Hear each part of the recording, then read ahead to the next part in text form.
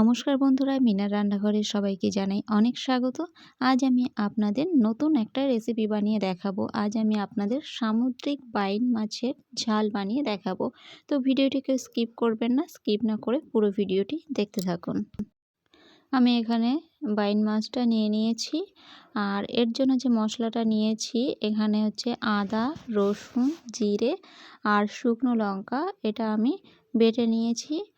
আর এরপরে আমি যে মাছটা নিয়েছি, মাছে একটু নুন আর একটু হলুদ মাখিয়ে এখানে গ্যাসটা অন করে কড়াই বসিয়ে দিয়েছি। আর কড়াইটাও গরম হয়ে গেছে, দিয়ে দিয়েছি সর্ষের তেল। আর এরপরে আমি নুন হলুদ দিয়ে মাখিয়ে রাখা মাছটা ভেজে নেব।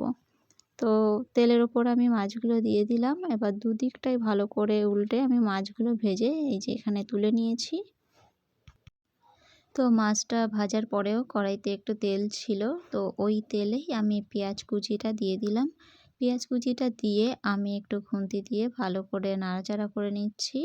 আর পেঁয়াজটা একটু ভাজা হয়ে এলে এবার আমি যে কেটে রেখেছি আলু, এটা আমি ছোট আলুগুলোই দিচ্ছি। ছোট আলু দিয়েই এই মাছের ঝালটা করব। তো আলুটা দিয়ে আর একটু নাড়াচাড়া করে নিচ্ছি। আর এরপরে দিয়ে দেব নুন আর লঙ্কাটা আপনারা আপনাদের টেস্ট অনুযায়ী দেবেন। তো আমি নুনটা দিয়ে দিলাম। আর এরপর দিয়ে দেব হলুদ গুঁড়োটাও দিয়ে দিলাম। দিয়ে আমি আরেকটু এটা নাড়াচাড়া করে এরপরে মশলাটা দিয়ে দেব। এখানে মশলাটাও দিয়ে দিচ্ছি।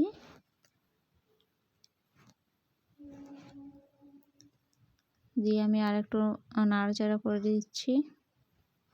এই সামুদ্রিক বাইন মাছ 2-3 কেজি ওজনেরও হয়, আর এই মাছটা খেতে খুব ভালোও হয়। তো আমি এবার টমেটো কুচি নিয়েছিলাম একটা, সেই টমেটো কুচিটা এর ভেতরে দিয়ে দিলাম। দিয়ে আরও একটু নাড়াচাড়া করে নিচ্ছি। আর এরপরে দেব চই ঝাল। তো চই ঝাল কে কে চেনেন সেটা কমেন্ট করে জানাবেন। তো এই চই ঝাল দিলে পরে তরকারির স্বাদটা কিন্তু আরেকটু বেড়ে যায়।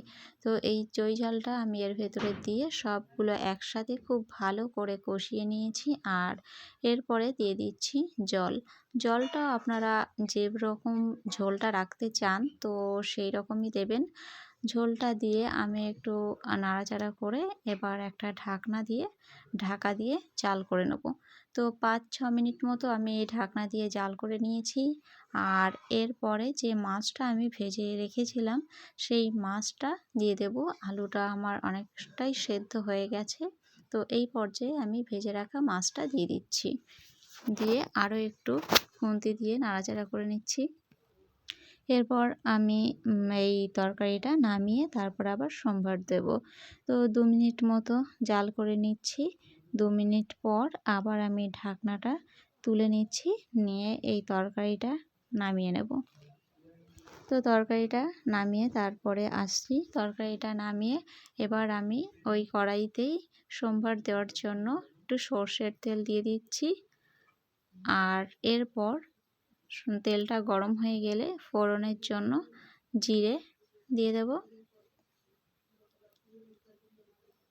তো এখানে ফোড়নের জন্য জিরে দিয়ে দিচ্ছি। আর দিয়ে দেবো একটা তেজপাতা, মাঝখান থেকে ছিঁড়ে দিয়ে দিলাম।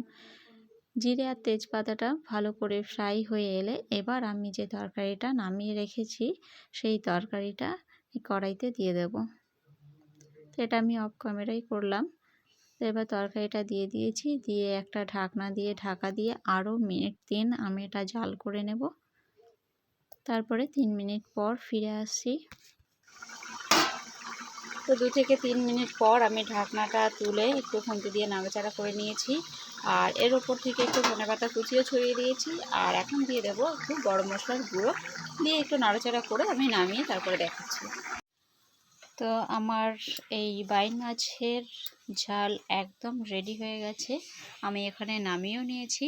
এতক্ষণ আমার সাথে থাকার জন্য আপনাদের অসংখ্য ধন্যবাদ। ভিডিওটি ভালো লাগলে লাইক, কমেন্ট, শেয়ার আর চ্যানেলটা সাবস্ক্রাইব করে পাশে থাকবেন। তো আজকের মতো এখানেই শেষ করছি। দেখা হবে পরের ভিডিওতে। ততক্ষণ সবাই ভালো থাকবেন, সুস্থ থাকবেন। টাটা।